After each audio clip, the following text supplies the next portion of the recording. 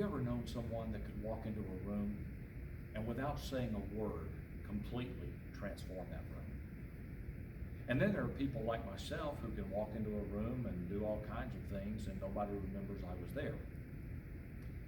That's called presence. And one of the key things that an effective leader has in his or her life is the ability to portray presence. Having a presence doesn't happen by accident. But have you ever noticed that one of the first questions that people ask us when we meet them for the first time is, what do you do? And if you really want to throw somebody off, ask them how they be. Because being is our greatest asset. It's the source of our character. It's the core of who we are. One of the definitions of leadership that we used in one of the other YouTube videos is that leadership is not what we do, it's who we are. It's the very essence of our being. So learning to access and express our being that is our innermost self is key to leading with presence, authenticity, and with a dynamic level that transforms the rooms we walk into. Now that's unfamiliar territory to a lot of people. People who have a sense of presence also have a sense of being. They're in tune with themselves. They know who they are. They know where they are. They know where they're going. They know how they're going to get there. They have confidence in their abilities. They know what to think, why they think that way. They know how to think.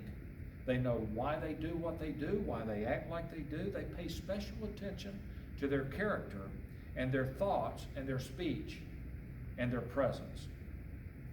Let me give you an example. In the 1980s, I worked as a consultant on a long-running television show on CBS. And I can tell you that almost everything that happens in Hollywood is image. It's all about appearances. And I remember watching Brad Pitt run out of a house with his toboggan on, his sunglasses on, running to his car, jumping in the car, driving off very quickly as if he wanted to get away from the paparazzi. People say, wow, he must really be important. That must really be irritating for those people to be out there with cameras. But if you really know the truth of what it was, his agent set that up. It was a filming opportunity. He was right in the middle of knowing everything that was going on. He wanted them there taking his picture, but acting like he didn't want them to be there. The whole thing was choreographed. And you see, unfortunately, many people live like that. A life of duplicity. They wonder why they can't develop that sense of presence that transforms the room they walk into. You see, when I was working on that show, there was something that happened that totally transformed my life. I had gone over to a friend of mine's house the night before on a Saturday, and I think it was the 6th plate of Cajun shrimp that put me in the hospital. But the next day, there I was, hooked up to IVs, eating ice chips. When they brought me a bowl of beef broth, I thought I'd died and gone to heaven. That was the best stuff I had tasted in days. When I'm laying in the hospital that day, Alan Autry comes up to the hospital. He says, when are you getting out? I said, this afternoon. He said, you want to go to Longhorns? And I think, man, does a fat baby have wrinkles? Of course I want to go to Longhorns. So we're sitting at Longhorns, and he's asked me, do you ever go to the gym? I kind of laughed. No, I don't go to the gym. I don't need to. Well, he must have read my mind, because he said, well, you need to. And here's a 3-year membership to the gym. I expect you to use it, and you need to get yourself in shape, or you're not going to live to be an old man. I wish you could see me now. But I decided that I thanked him outwardly, and inwardly, I wasn't going to go. I was uncomfortable going to a gym. I was uncomfortable dressing like that and going in there and lifting my 10 pounds per hand. But then the phone call came on a Thursday morning. I'll never forget it. And Alan said, have you been to the gym yet? And I lied. I said, you know, I'm planning on going this afternoon. He said, good. Be up there at 3 o'clock. I've got somebody that will come up and show you how to use the weights. Now I was hooked. I had to go. So I went and bought a new pair of tennis shoes, went and bought a new pair of shorts, went and bought a workout shirt, and I stood there actually looking like a dork. You know, dorks always have on new clothes for the event, and there I was. And I'm trying to remain incognito. I don't want anybody seeing me up here. And all of a sudden, this gentleman walks up to me, and he says, "Are you Mike?" I said, "Yeah." He said, "I'm Carl Weathers. And Alan asked me to come up here and show you how to use the equipment."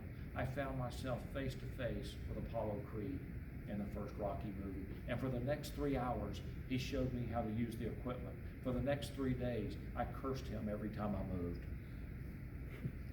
But what I learned from that is to start taking pride in yourself, to start taking pride in the way you look, the way you present yourself. And out of that, I developed at least some skill in developing a presence in my life. I still haven't been able to walk into that room yet and completely transform it, but I did the next best thing. I married someone who could. My wife is from Sierra Leone, West Africa. She speaks several different languages, and so do I. I speak English, Alabamian, and Redneckese. She speaks legitimate languages.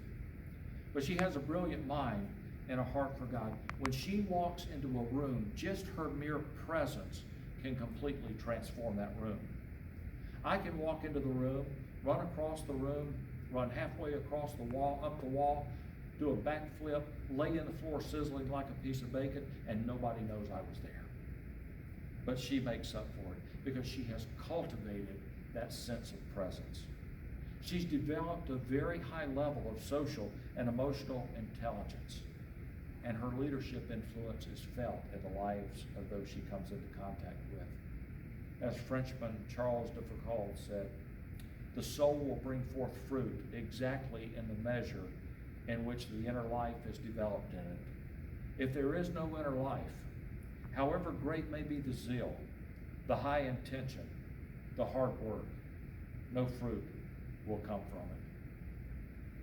Do you want to be an effective leader? Develop the sense of presence and learn to lead by being able to walk into a room and completely transform it.